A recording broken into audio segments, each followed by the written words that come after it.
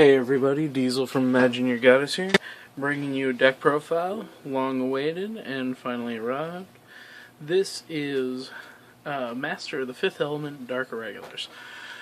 Now, I've been experimenting with this deck for a week or two now, trying to figure out all the ticks and turns that I can get you guys tricks for, and to be honest, the deck is not performing as well as I'd like. It's pretty good and it's fun when it goes off. It's super fun. But it's very dependent on the brake ride, and a lot of times when you rush recklessly like I'm trying to do now, which soul charging, you'll end up soul charging a lot of triggers. So, I mean, there are some things you can do. It's not a very counterblast heavy deck, so you could play specific searchers, but then your columns aren't great. There's many ways to do it, and I hope you guys at least try it out and maybe make some changes of your own, figure out what works for you and what doesn't. But this is finally to a point where I'm pretty comfortable with it, so I decided I wouldn't share it with you. So we're going to go ahead and start. I run Greedy Hand as my main Vanguard. Greedy Hand lets me get a dimensional creeper into the soul, so I like him.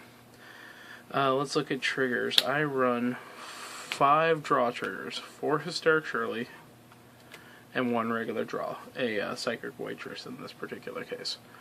I run 5 draws because the deck has problem maintaining hand size, so 5 draws helps. Also, Hysteric Shirley is the kind of card that you want to get in the hand so that you can soul charge to soul charge. It adds a lot of power in later game. Then we're running 7 crits. I'm running 4 copies of Dark Knight of Nightmareland, and I'm running 4 copies, or 3 copies of Amon's Cruel Hand.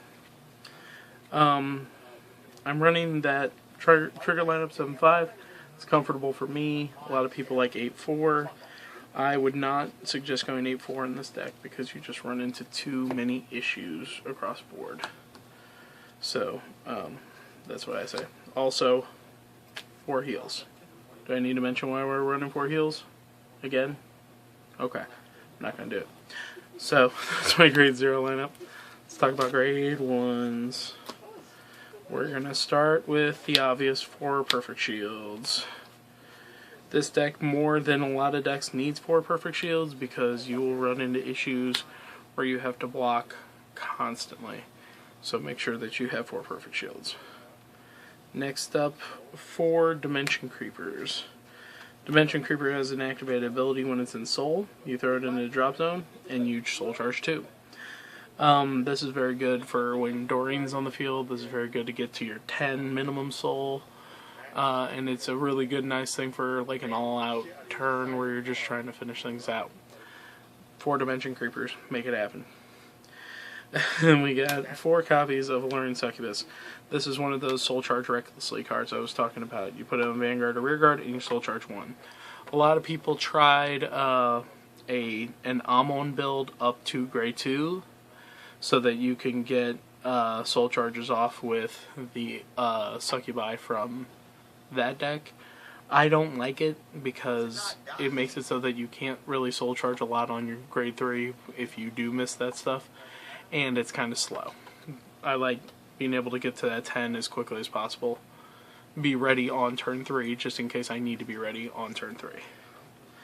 Finally, I run 2 Dorian the Thruster.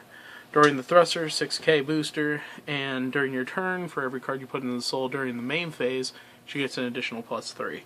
This card can hit recklessly high, especially after the brake ride. It's just, it's amazing. So, I would run 3 if I had 3. I would probably run 1 less Alluring Succubus. But 2 is good. As long as you can get 1 hopefully behind the Vanguard, you're in good shape, because you're just wrecking your opponent with a gigantic number.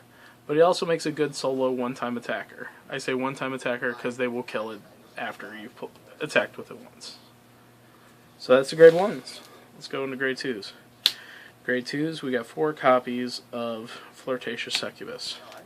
This is just like a learning succubus. Vanguard or Rearguard, you can soul charge 1.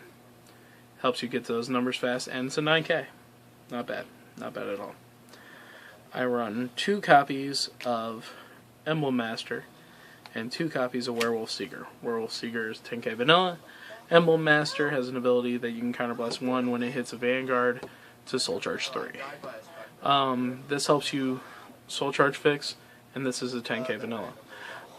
Originally, I was going to build with 4 Emblem Masters, and then because I didn't have 4 Emblem Masters, I tried it with 2 Werewolf Seekers. And I found that I really like riding the Werewolf Seeker because a lot of people do not have 10Ks in their decks anymore. And so it's a good way to give yourself a little extra boost if your opponent's not getting their boosters. So I like it. This way you could run it with 4 emblems and it wouldn't be a bad deal. Almond's Follower Psycho Grave, I run 3. Its ability is Counterblast 1. If you have 6 or more in soul, when you call it or ride it, you can soul charge 1 and give +5 until end of turn. This is good for those endgame boosts. Also, it gives you another soul charge, and you'll usually have 6 soul by the time you're ready to play this card, so it's pretty handy in this deck. It works out pretty well.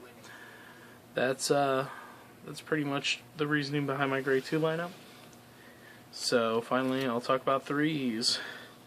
Of course, we have 4 copies of D'Artagnan and 4 copies of Master of the Fifth Element. Now, what D'Artagnan does is a break ride, and when you break ride, you get to choose 3 of your rear guards and give them all the ability that for the rest of the turn, their power is +1 for every card in your soul, or every Dark Irregular in your soul, but that is every card in the deck. This card, when you break ride, tends to make a gigantic columns because you put it on the 2 sides, or you can put it on 3 boosters, or whatever. But in the end, you have just some big numbers that are really hard to deal with. Okay. And then Master of Fifth Element is a 10k Vanguard, which is a step back. And its limit break 4 is if you have 10 or more cards in soul, +3 to all Dark Irregulars that on your side of the field. That is including him as the Vanguard. So that is a pretty big boost across the board. It's very similar to the ability of Zerakel from Angel Feathers, but it's not limited to just a particular archetype, it's the entire clan. This helps you make columns when you would not have made columns before, and help you hit numbers that you can't normally hit. In conjunction with the break ride, it's amazing. It really gives you just a 1-turn boost in power. It also has Emblem Master's ability. If you hit a Vanguard with it, you can, and it's the Vanguard, you can counterblast 1, soul charge 3. Just to help you get to those 10 soul if you're not there yet. So far, I've not had any problems getting to 10 soul. The only real problem I've had is what to do after my opponent has guarded and guarded and guarded. If they hit damage triggers, you end up in a bind. And it's just the way that the deck kind of runs right now. As you'll see according to my my matches that I hope will be linked somewhere in this area. Overall, I like the build. It's fun to play. And even though I sound a little down on it, I'm actually just really tired. But I do have fun when I play this deck. I think that there are challenges that are needing to be met. And I'm not exactly sure what cards we need to do in order to meet those challenges. So, I'm going to give you guys a chance to tell me how to build a deck. I want you guys in the comments to try to think of one thing that you would change to this deck to make it meet those problems that I was talking about earlier. Unable to keep hand size, unable to hit numbers until the opponent, until you get to the grade 3 break ride, and unable to withstand opponent attacks because it's at 10k. So we're talking about 3 problems. Tell me what you would change to make those problems better. This is Diesel from Imagineyourgoddess. I hope you guys enjoyed this. I hope you guys look in the comments and you guys tell me what you want to see next, because I'm excited to build more decks for you. Talk to you soon. Bye.